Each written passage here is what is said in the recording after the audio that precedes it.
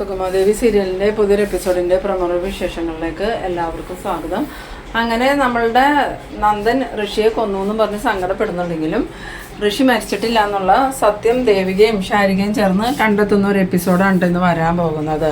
എന്തായാലും നമ്മളുടെ നന്ദൻ ഇങ്ങനെ സങ്കടപ്പെട്ടിരിക്കുമ്പം സിദ്ധാർത്ഥൻ അങ്ങോട്ട് വരുന്നുണ്ട്. എന്നിട്ട് സിദ്ധാർത്ഥൻ നന്ദനോട് ചോദിക്കുന്നുണ്ട്, എന്താ നന്ദ, നീ പറയണതെല്ലാം സത്യമാണോ അതോ നിന്റെ മനസ്സിൽ തോന്നുന്ന കാര്യങ്ങൾ നീ പറയണതാണെന്ന് ചോദിക്കുമ്പം അച്ഛൻ എന്താ അച്ഛാ ഈ പറയണേ?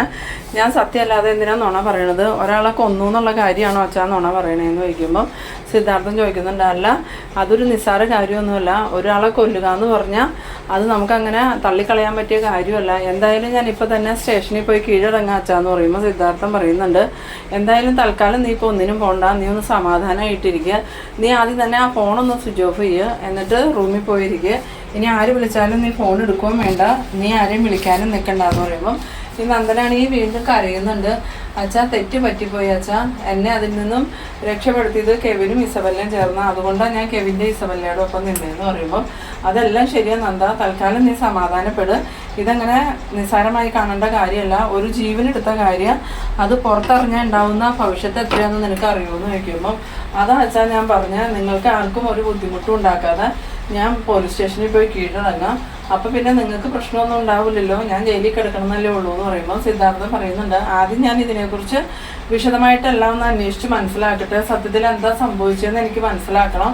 അതിനുശേഷം നമുക്ക് മുന്നോട്ട് നീങ്ങാം. തൽക്കാലം നീ ഞാൻ പറയണത് കേൾക്ക്, റൂമിൽ പോയിരിക്കുന്നു പറഞ്ഞുകൊണ്ട് സിദ്ധാർത്ഥനാണെങ്കിൽ നന്ദനെ റൂമിലോട്ട് പറഞ്ഞു വിടുന്നുണ്ട്.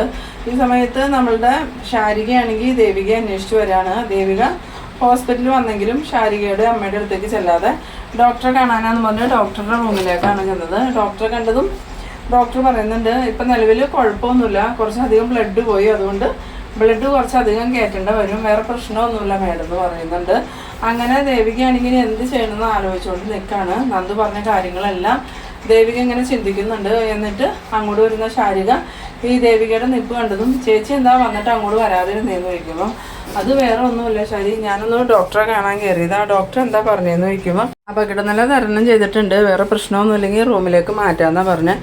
ചേച്ചി ചന്ദ്രോത്ത് പോയില്ലേ? ചന്ദ്രോത്ത് പോയിട്ട് എന്താ പറഞ്ഞ് അവിടെ ചേച്ചി പ്രശ്നം ഉണ്ടാക്കിയില്ലേന്ന് ചോദിക്കുമ്പം ഞാൻ ചന്ദ്രോത്ത് പോയി നന്ദുവിനെ കണ്ടിരുന്നു, എന്നിട്ട് എന്താ പറഞ്ഞ അയാളെന്ന് ചോദിക്കുമ്പം നന്ദു മനഃപൂർവ്വം ചെയ്തതല്ല ശാരി, അത് നമ്മളുടെ തെറ്റിദ്ധാരണയാന്ന് പറയുന്ന സമയത്ത് ശാരി പറയുന്നുണ്ട്, ഞാനല്ലെങ്കിൽ ഇത് പ്രതീക്ഷിച്ചിരുന്ന, ചേച്ചിക്ക് ഇപ്പോഴും നന്ദേട്ടനോടുള്ള പ്രണയം കൊണ്ട് കണ്ണ് കാണൂല. അതുമാത്രമല്ല ചേച്ചി അവിടെ ചെന്നപ്പം ആ പ്രഭാവതിയും നന്ദനും കൂടി ചേച്ചിയുടെ കാല് പിടിച്ച് പറഞ്ഞിട്ടുണ്ടാവും കേസാക്കരുതെന്ന്. അന്നേരം ശാരിക പറയുന്നുണ്ട്, അതല്ല അച്ഛന് തല്ലുകൊണ്ടത് നന്ദുവിൻ്റെ കൈകൊണ്ട് തന്നെയാണ്, അത് നന്ദു സമ്മതിച്ചു, പക്ഷെ മനഃപൂർവ്വം ചെയ്തതല്ല, അബദ്ധത്തിൽ സംഭവിച്ചതാ. അത് പറഞ്ഞ് ചേച്ചി ഇങ്ങോട്ട് പോന്നു. അപ്പോൾ ചേച്ചി കേസൊന്നും കൊടുത്തില്ലേ എന്ന് ചോദിക്കുമ്പം കേസ് കൊടുക്കുമ്പം ഒരുപാട് കാര്യങ്ങൾ പോലീസിനോട് പറയേണ്ടി വരുമെന്ന് പറയണം. അന്നേരം ശാരിക ചോദിക്കുന്നുണ്ട്, ചേച്ചി ഇത് എന്തൊക്കെയാണ് പറയണേ, എനിക്കൊന്നും മനസ്സിലാവണമല്ലോ എന്ന് പറയുമ്പോൾ അധികം വൈകാതെ എല്ലാ കാര്യങ്ങളും എല്ലാവർക്കും മനസ്സിലാവും ശാരി, അതുവരെ നീ എന്നെ ശല്യം ചെയ്യരുത്, നീ എന്നോടൊന്നും ചോദിക്കരുത്, എനിക്കൊന്നും നിന്നോട് പറയാനില്ല എന്ന് പറയുമ്പോൾ ശാരിക പറയുന്നുണ്ട്, അതങ്ങനെ വിട്ടാൽ പറ്റില്ല, എന്തായാലും ചേച്ചിയുടെ കാര്യം ചേച്ചി എന്താണെന്ന് വെച്ചാൽ ചെയ്തോ, ഇത് എൻ്റെ അച്ഛൻ്റെ ചോര വീഴ്ത്തിയ കാര്യം, അതെനിക്ക് ചോദിക്കണം, എൻ്റെ അച്ഛൻ്റെ ചോര വീഴ്ത്തിയതിന് കണക്ക് ചോദിക്കാതെ ഞാൻ അടങ്ങൂല എന്നും പറഞ്ഞുകൊണ്ട് ശാരി ചന്ദ്രോത്തേക്ക് പോകാനായിട്ട് ഒരുങ്ങാണ്. ആ സമയത്ത് ദേവിക പറയുന്നുണ്ട്, ശാരി ദയവ് ചെയ്ത് നീ ഇപ്പോൾ ചന്ദ്രോത്തേക്ക് പോകരുത്, നീ ഇപ്പോൾ അവിടെ ചെന്നിട്ടുണ്ടെങ്കിൽ കൂടുതൽ പ്രശ്നമാവുള്ളൂ എന്ന് പറയുമ്പം എന്ത് പ്രശ്നം ഉണ്ടായാലും കുഴപ്പമില്ല, ഞാൻ പോകുമെന്നും പറഞ്ഞ് ശാരിക പോകാനൊരുങ്ങുന്നുണ്ട്. പിന്നീട് കാണിക്കുന്നത് നമ്മളുടെ കെവിനും ഇസബെല്ലയും കൂടി ചന്ദ്രോത്തേക്ക് ചെല്ലാണ്. ഇസബെല്ല പ്ലാൻ ചെയ്തിരിക്കുന്നത് ഈ നന്ദനെയും കൂട്ടിക്കൊണ്ട് എവിടെയെങ്കിലുമൊക്കെ ട്രിപ്പ് പോകണം. അതോടുകൂടി ദേവികയ്ക്ക് നന്ദനോട് കുറച്ചും കൂടെ ദേഷ്യമായിട്ട് നന്ദനുമായിട്ടുള്ള ഡൈവോഴ്സ് എത്രയും പെട്ടെന്ന് നടത്തും എന്നുള്ള ചിന്തയിലാണ് ഇസബെല്ല ചെല്ലുന്നത്. പക്ഷേ ഇസബെല്ല അവിടെ ചെല്ലുമ്പം ഫ്രണ്ടിൽ തന്നെ സിദ്ധാർത്ഥൻ നിൽക്കുന്നുണ്ട്. സിദ്ധാർത്ഥനെ കണ്ടതും ഇസബെല്ല ഹായ് അങ്കിൾ എന്നും പറഞ്ഞ് ഇറങ്ങി ചെല്ലുമ്പം എന്താ ഇസബെല്ല നിങ്ങളെന്തിപ്പോൾ ഇവിടെ വന്നേന്ന് ചോദിക്കുമ്പോൾ അല്ല ഞങ്ങൾ നന്ദനെ കാണാൻ വന്നതാ, നന്ദൻ ഇവിടെ ഇല്ലേന്ന് ചോദിക്കുന്ന സമയത്ത് സിദ്ധാർത്ഥനാണെങ്കിൽ പറയുന്നുണ്ട്, ഇല്ല നന്ദൻ ഇവിടെ ഇല്ല, അവൻ പുറത്ത് പോയേക്കോലോ എന്ന് പറയുമ്പോൾ അവൻ്റെ ഫോണിൽ ഞങ്ങൾ ഒരുപാട് വിളിച്ചു, പക്ഷെ അവൻ ഫോൺ എടുത്തില്ലല്ലോ എന്ന് പറയുന്ന സമയത്ത് സിദ്ധാർത്ഥൻ പറയുന്നുണ്ട്, ഞാനും വിളിച്ചിരുന്നു, അപ്പോൾ അവൻ ഫോൺ എടുത്തില്ല, ഇനിയിപ്പോൾ എന്തെങ്കിലും തിരക്കിലായിരിക്കും, എന്തായാലും നിങ്ങളിപ്പോൾ പോയിട്ട് പിന്നെ വാന്ന് പറയുന്ന നേരം ഇസബെല്ല അപ്പോൾ ആൻറ്റി എന്ത് ചെയ്യുന്നു ചോദിക്കുമ്പം ഈ കെവിനെ ഇസബെല്ലയും എങ്ങനെയെങ്കിലും പുറത്തേക്കാക്കി വരണം എന്നുള്ള ചിന്തയിൽ സിദ്ധാർത്ഥൻ പറയുന്നുണ്ട്, പ്രഭ ഇവിടെ ഇല്ല, അമ്പലം വരെ പോയേക്കുക, എന്തായാലും നന്ദു വരുമ്പോൾ ഞാൻ നിങ്ങൾ വന്നു എന്ന് പറഞ്ഞേക്കാന്ന്. അങ്ങനെ ഇസബെല്ലയും കെവിനും പരസ്പരം നോക്കുന്നുണ്ട്. എന്നിട്ട് ഇസബെല്ല കെവിനോട് ചോദിക്കുന്നുണ്ട്, അപ്പോൾ അവൻ എവിടെ പോയതാടാ, നമ്മളോട് ആരോടും ഒരു വാക്ക് പറയാതെ ഫോണും എടുക്കാതെ അവൻ എവിടെ പോയതായിരിക്കും എന്ന് ചോദിക്കുമ്പോൾ ഞാൻ എങ്ങനെ അറിയാനാ വല്ല ഇപ്പോഴത്തെ അവൻ്റെ മാനസികാവസ്ഥയിൽ അവൻ എവിടെയെങ്കിലും കുടിച്ച് ലെവലില്ലാണ്ടിരിക്കുന്നുണ്ടാവും, അതായിരിക്കും അവൻ വിളിച്ചിട്ട് എടുക്കാത്തതെന്നും പറഞ്ഞ് കെവിനും ഇസബല്ലയും പോകുന്നുണ്ട്. കെവിനും ഇസബല്ലയും പോയി കഴിഞ്ഞതും സിദ്ധാർത്ഥൻ റൂമിൽ ചെന്ന് നന്ദനെ വിളിക്കുന്നുണ്ട്. നന്ദൻ വാതിൽ തുറന്നത് എന്താ അച്ഛാന്ന് ചോദിക്കുമ്പം ഇപ്പോൾ ആ കെവിനും ഇസബല്ലയും നിന്നെ അന്വേഷിച്ച് വന്നിരുന്നു, നീ ഇവിടെ ഇല്ലയെന്നാണ് ഞാൻ അവരോട് പറഞ്ഞേക്കണേ, അവർ ഫോൺ ചെയ്യുമായിരിക്കും, ഒരു കാരണവശാലും നീ ഫോൺ സ്വിച്ച് ഓൺ ചെയ്യരുതെന്ന് പറയുമ്പോൾ നന്ദൻ പറയുന്നുണ്ട് ഇല്ല അച്ഛാ, ഇനി ഞാൻ അച്ഛൻ പറയണത് പോലെ കേൾക്കുള്ളൂ എന്ന് പറയുമ്പോൾ സിദ്ധാർത്ഥൻ പറയുന്നുണ്ട് ഈ സംഭവം നടന്നപ്പോൾ തന്നെ നീ എന്നോട് പറഞ്ഞിരുന്നെങ്കിൽ ഇത് ഇത്രയും വലിയ പ്രശ്നമാവില്ലായിരുന്നു. ഇനിയിപ്പോൾ എന്തായാലും ഇതിനെക്കുറിച്ചുള്ള എല്ലാ ഡീറ്റെയിൽസും ഞാൻ അന്വേഷിച്ച് മനസ്സിലാക്കട്ടെ, എന്നിട്ട് നമുക്കിതിലൊരു തീരുമാനം ഉണ്ടാക്കാം, അതുവരെ നീ ടെൻഷൻ ആവണ്ട, സമാധാനമായിട്ടിരിക്കുന്നു പറഞ്ഞ് ഈ സിദ്ധാർത്ഥം പോകുന്നുണ്ട്. പിന്നീട് കാണിക്കുന്നത് നമ്മളുടെ ചന്ദ്രമതിനെയാണ്. ചന്ദ്രമതിയാണെങ്കിൽ ദേവിക വരണത് നോക്കി നിൽക്കുന്ന സമയത്ത് ദേവികയുടെ കാറും കൂടി വരുന്നുണ്ട്. കാറ് കണ്ടതും ആ ദേവിക വന്നല്ലോ എന്നും പറഞ്ഞ് ചന്ദ്രമതി കാറിൻ്റെ അടുത്തേക്ക് ചെല്ലുന്ന സമയത്ത് ദേവിക കാറിൽ നിന്ന് ഇറങ്ങിയിട്ട് ആൻറ്റി വന്നിട്ട് ഒരുപാട് സമയമായി എന്ന് ചോദിക്കുമ്പം ഇല്ല മോളെ ഞാനിപ്പോൾ വന്നോളൂ, എന്താ മോൾക്ക് എന്നോട് പറയാനുള്ളതെന്ന് ചോദിക്കുമ്പം അത് വേറൊന്നുമല്ല ആൻറ്റി, എനിക്ക് ആൻറ്റീനോട് കുറച്ച് സീരിയസ് ആയ കാര്യം തന്നെ പറയാനുള്ളത്. എന്തായാലും ആൻറ്റിയോട് ഞാൻ പറഞ്ഞിരുന്നില്ലേ ഈ നന്ദുവാണ് ഋഷിയെ കൊന്നേന്ന്, ഇനി അതിലെന്ത് ചെയ്യാനാണ് മോളുടെ തീരുമാനം എന്ന് ചോദിക്കുമ്പം അതിപ്പോൾ തെറ്റ് ചെയ്തവരാരാണെങ്കിലും ശിക്ഷിക്കപ്പെടണം, എന്തായാലും ഋഷിയും ഒരമ്മയുടെ മകനല്ലേ, ആ അമ്മയും ഇതുപോലെ വേദന സഹിച്ച് ജീവിക്കല്ലേ, അതുകൊണ്ട് ഞാൻ ഈ കേസ് മറച്ചു വയ്ക്കാനൊന്നും തീരുമാനിച്ചിട്ടില്ല. ക്രൈം എന്തായാലും ക്രൈം തന്നെയാണ്, അതിപ്പോൾ MLAയുടെ ഭർത്താവ് ചെയ്താലും MLA ചെയ്താലും കുറ്റമല്ലാതെ ആവണില്ല, അതുകൊണ്ട് നിയമത്തിൻ്റെ വഴിക്ക് തന്നെ പോകാമെന്നാണ് ഞാൻ തീരുമാനിച്ചേക്കണേന്ന് പറയുമ്പം ചന്ദ്രമതി പറയുന്നുണ്ട് മോളുടെ ഈ തീരുമാനത്തെ ഞാൻ സപ്പോർട്ട് ചെയ്യാം, എന്തായാലും ഇനിയിപ്പോൾ നന്ദൻ തെറ്റ് ചെയ്തു പോയി എന്ന് വിചാരിച്ച് മോള് നന്ദനെ കൈവിട്ട് കളയുമെന്ന് ചോദിക്കുമ്പം ഇല്ല ആൻറ്റി, നന്ദു ഇത്രയും ദിവസം എന്നോട് ഇങ്ങനെയൊക്കെ പെരുമാറിയത് ഈ ഒരു തെറ്റ് മറച്ചു വയ്ക്കാൻ വേണ്ടിയിട്ടാണ്. അന്നേ നന്ദു അത് പറഞ്ഞിരുന്നെങ്കിൽ ഞങ്ങൾക്കിടയിൽ ഇങ്ങനെ ഒരു പ്രശ്നമൊന്നും ഉണ്ടാവില്ലായിരുന്നു.